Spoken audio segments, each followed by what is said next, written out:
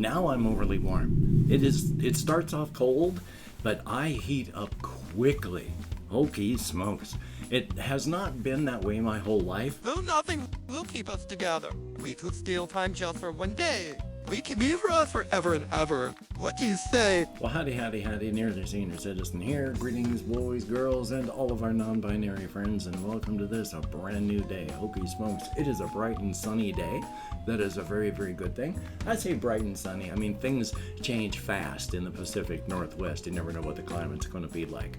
So it could change and become rainy and gray, soon. But right now, it's a nice day. Birds are singing, and it's wonderful. And I slept, and it was cold, but that helped me sleep, and that's good. I'm actually feeling kind of active today. While I was putting the stuff up on my shelves this morning, I found myself actually physically dancing to the Strafe soundtrack.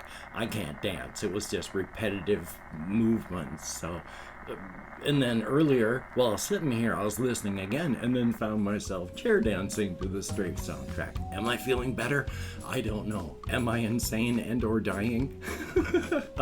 I don't know. But still, it seems to be a good day today. Hopefully you're having a good today as well. Thumbs up for that. And of course, frontlining of videos. Hey, if you could toss me a like, that'd be very cool. If you could subscribe to the channel, if you haven't, that'd be awesome. If you could leave me a comment, that too would be very cool. I really enjoy them and answer as many as my executive dysfunction will allow. And of course, I do want to thank each and every one of my Patreon patrons, these literally beautiful and literally awesome people that are literally beautiful and literally awesome in the dystopian capitalistic hellscape that is the United States. My disability barely keeps me afloat and alive, and without the help of these people, I would not be alive. And I'm not quite sure how long I should keep my hands in the air, so I'm going to bring them down now. Hopefully I didn't keep them up or leave them down too long, or however the English works. But without these people's help, I would not be doing well, not I or my pets. So thank you very much. And if you'd like to become a patron, there's links in the show more below. If you'd like to help me out without becoming a patron, there's a PayPal link. And if you'd like to help me out without sending any money at all, there's an Amazon wishlist link as well. Thumbs up for that. Front loading of videos over. Yay! Oh, now I'm overly warm. It starts off cold, but I heat up quickly. Holy smokes. It has not been that way my whole life. Part of it could be just I'm older. Part of it is I now have a lot more lean muscle on my body, and lean muscle heats up quickly. I mean, it doesn't take much movement for me to get really overly warm. And I'm walking downtown on Walkies with just, like a shirt and my backpack, while everybody else is out there with puffy coats and hats. So I heat up way too quickly and way too much. So thumbs up for that. We also have a heating problem in the house, so that's joyous. But life is life.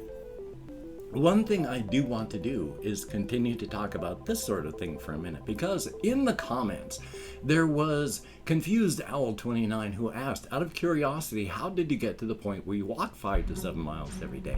Have you always gone on long walks throughout your life, or did you just decide to start at some point? This is really new for me. I have been a slug my whole life. I have always been up here. I never liked the physical part of being alive. I didn't like exercise. I still don't. I don't like sports. I don't like things that involve doing real physical things. I like to live up here in my head. That's the kind of person I am and have always been. So I spent most of my life just sitting, being a slug, doing intellectual stuff. Even when I was married, because I did not understand what was going on in my body, I spent most of my time sitting at my computer where I could watch my wife to make sure that if anything was going to go wrong, I could instantly spring into action. And thank goodness I did, because if I hadn't, she would have died a long time before she finally did. I saved her life. Quite honestly, about 25 times, where if I hadn't been watching like a hawk and made a decision like that, it would have been over. So that was fun. But I've spent all my life, up to about 2014, being a slug. And for whatever reason, I think primarily because just sitting and stewing in my head was bad, I got up and started exercising by walking. And I was when my wife died, after she died, I mean, when she was alive, because I spent my time trying to just take care of her, my weight was always between 240 and 290. I was heavy.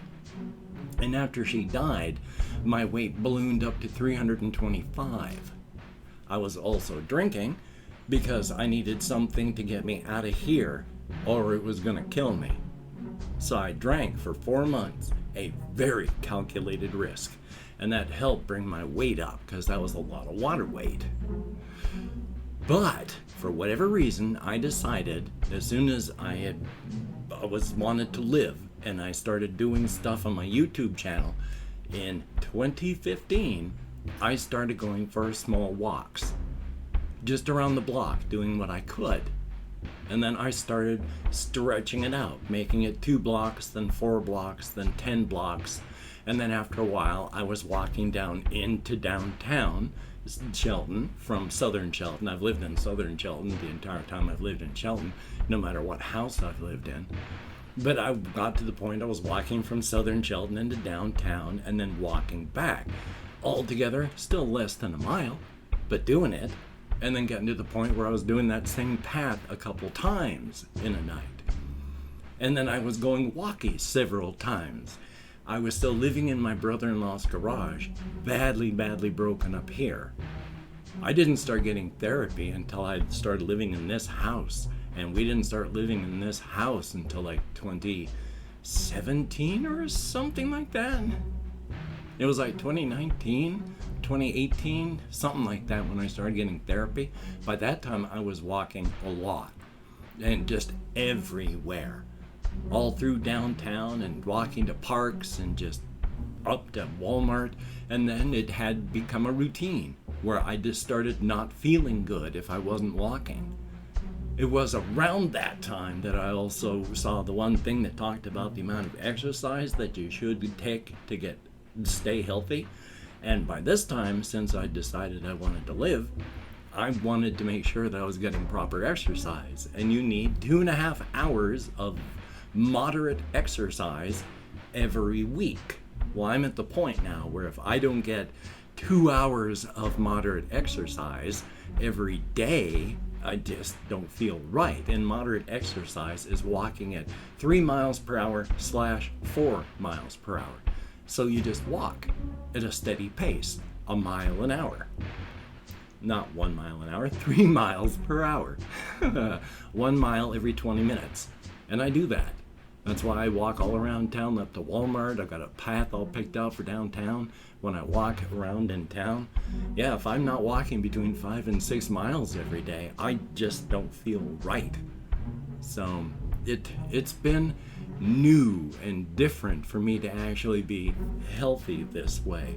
I just never did it before. I still don't like it, but I like the ability it gives me to think freely without any distractions while I'm out walking. Sure, there's the Walkies distractions, but it's better than just playing video games and stuff when I want to do other things. And yeah, the reason I got this thing with my heating up so much with all that lean muscle is because of the walking. Walking is some of the best bloody exercise that you can do. Hokey smokes, that and bicycle riding. So do what you can. Plus, it's really good for you up here as well. They have found with people that have suffered dementia, where they are lost up here, start them walking again, it actually brings them back. Not everybody, and of course your mileage may vary. But the fact that you can get back any cognitive ability at all just by getting up and walking is very awesome. So hopefully that's answering that one, because yeah, now I go out and I go for my 5-mile walkies, and on my way back I stop at a store like I did last night, and I carried back like 30 pounds of stuff on my back while carrying other stuff in my hands, and yeah, it's good. I couldn't have done that like 15 years ago. There is also some stuff that I want to talk about here. Like, this one is funny. I grew up a long time ago But I also grew up reading comic books as soon as I became a late teenager. And I started collecting comic books. And I started collecting, of course, Marvel with the Fantastic Four, with the character The Thing, and how he yells, "It's clobberin' time," as his battle cry. So when I hear in 2022 all these Morbius memes, where the one that just makes me still giggle a lot is "It's Morbin time," I don't hear it from Power Rangers. I never watched the Power Rangers. I was way too old by that time. So I don't know any of this "It's Morphin time" or how that's said or anything. What I hear on the "It's Morbin time" is The Thing, with "It's clobberin' time," except "It's Morbin time." And that makes me laugh. It's so stupid. I don't know why I laugh sometimes at stupid stuff like that. I prefer smarter humor. I prefer I'm out of breath. Smarter humor. And sometimes the not smart humor just really pushes the button just right. I mean, I was still laughing out loud at "It's Morbin time" this morning. Also as well, I do have a thing where apparently Victorian slang from back in the 1880s, people would say "got the morbs." If they were feeling temporarily sad, it's temporary melancholia, short for morbid. So you say "got the morbs." Or you could say "It's Morbin time" if you're starting to feel sad. Gotta love that. Now, there is one thing that I do want to spend some time talking about with my whole creative endeavor, with the whole inside-outside razor's edge and cryptids and monsters and all this. I have mentioned before as well that one of the leading causes of death on the razor's edge and on the inside is being eaten, because you are right on the bleeding edge of an untamable, unending frontier. And I can understand how there's people that would say, why would you ever want to live there? I mean, I wouldn't want to live there because it's crazy. It's nuts. The older you get, the greater your chances of, cause of death being eaten by something. But also, you have to remember with not just community-minded, but these are the descendants of thrill seekers and adrenaline junkies. You say, how can you live there when the risk of being eaten is so great? And I wrote down about the thing that they would say, because I don't just want to try and remember it, or I'm not going to be able to remember it very well. I figure there would be somebody who would hear you ask that question, and they would answer it. Now, I'm going to have in this hand a long-ranged hand, a sort of weapon where you pull on a piece of metal and there's a striking thing that causes a slug to fire out. Don't want to get demonetized. And in this hand, it's a big chunk of metal on a stick. So the person would say, yes, there is a risk of being eaten. They wouldn't be doing this, of course, with their hands full of stuff, so I'll do this instead. Yes, there is a risk of being eaten. Something could jump me and try to eat me at any time. But I'm not just going to go leaping down the first open throat I see. They have to fight me if they want me. And if they win, yeah, they could eat my corpse. But if I win, I'm going to fucking eat them. You want to eat me? Bring it on, motherfucker. Let's go. Yeah, they like living on the razor's edge. Sure, there's a chance that something's gonna chow on you. Oh, but that's part of living. That's just part of life. Yeah, I couldn't live there. That'd be nuts. I'm not that kind of person. Also, because of the various things that I was thinking of with these people, is a lot more freeform thought that's less focused than I used to be able to do, but at least I'm having creative thought, and I was thinking about other various things.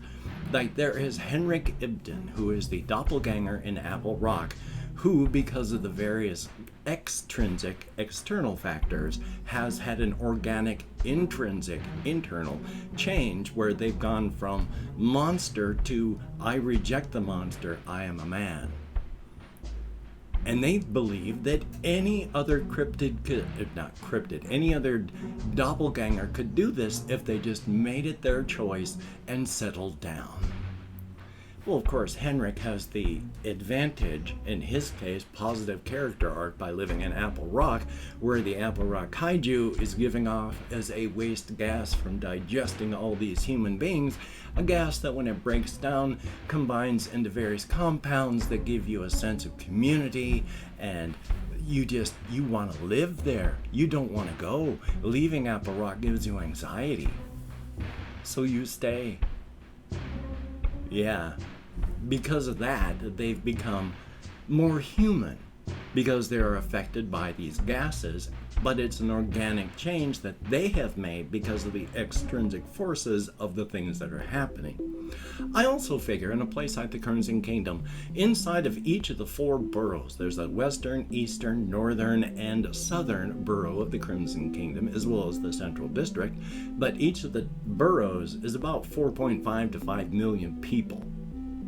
There's going to be at least 1, possibly 2 doppelgangers in each borough.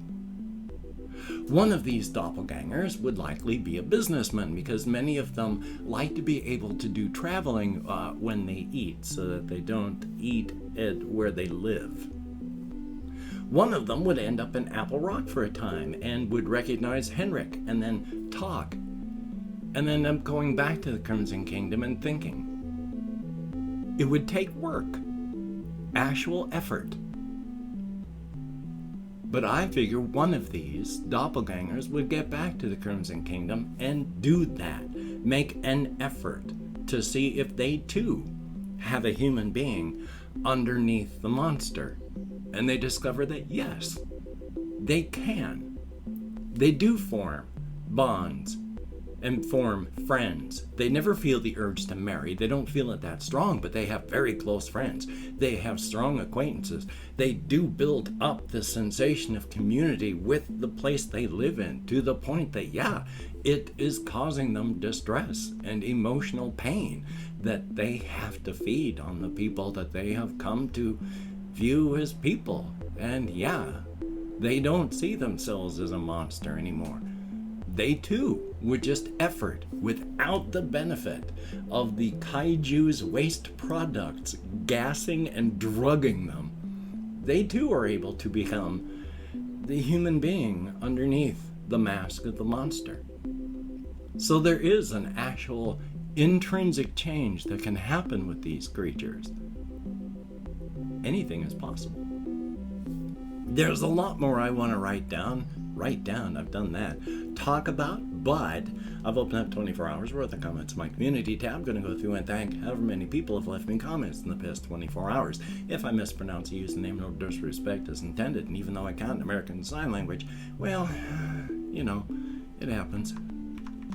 We have Gabriel, A-R-A-U, and then with an accent, and then a J-O, and my eyes... My glasses, my monitor is too far away for the close part and too close for the far away part, so no matter if my glasses are on or off, I can't see my monitor. It's great. But we also have Jesse Koskinen, thumbs up, and thank you. Always good to see you, and thank you. We have A-N-O-Y-V, thumbs up, and thank you very much, and you are greatly appreciated, everybody. Psycho Jazz, thumbs up, and here's hoping I can get Red Dead going here very soon. And we have Confused L29. Hopefully my answer and stuff today was good. We have J-A-Y-Y, thumbs up, and I'm going to have to talk about that one soon too. We have Dustin Alexander, greatly appreciated. There is Ben B, thumbs up. Kryptonite, greatly appreciated. And oh my gosh, this next episode of Morbin going up today, RN Jesus was not on my side. We have Daedal Nevik, thumbs up, and Begging of Foxes, thumbs up, thank you. Flora Mew, always good to see you in the comments. There is Lucas, The Strife is good if you like first-person roguelite action shooters. I love it a lot. It's a very good ADHD game. And there is Rubius Hog. Thumbs up and thank you. Wasabi Covered Nuts, thank you. Good to see you. Ice Damon, greatly appreciated. And there we go. That many people, 16 people who left me comments in the past 24 hours. Greatly appreciated. Each and every one of you get me out of my head, into the world, dealing with real people. Thumbs up for that. Well, hokey smokes, I'm going to try and get some stuff done today that I have to do, make some phone calls, do my various Walkies things and other things to help keep myself alive. That's a good thing. It is too. Hopefully you can get done the things that you want to get done. If you can't, don't beat yourself up. There's no point to it. It's not going to do anything but make yourself feel bad, so don't. And of course, Covfefe Bug Ragin', please take your appropriate and smart precautions. Don't just go leaping willy-nilly onto the corpse pile. Your story's over as soon as that happens. Don't take yourself out of the great novel of life early. Be careful, be cautious. So, until we meet again, you take care. Have a great day today. I will see you on the flip side, and I, quite frankly, think that's a very good idea.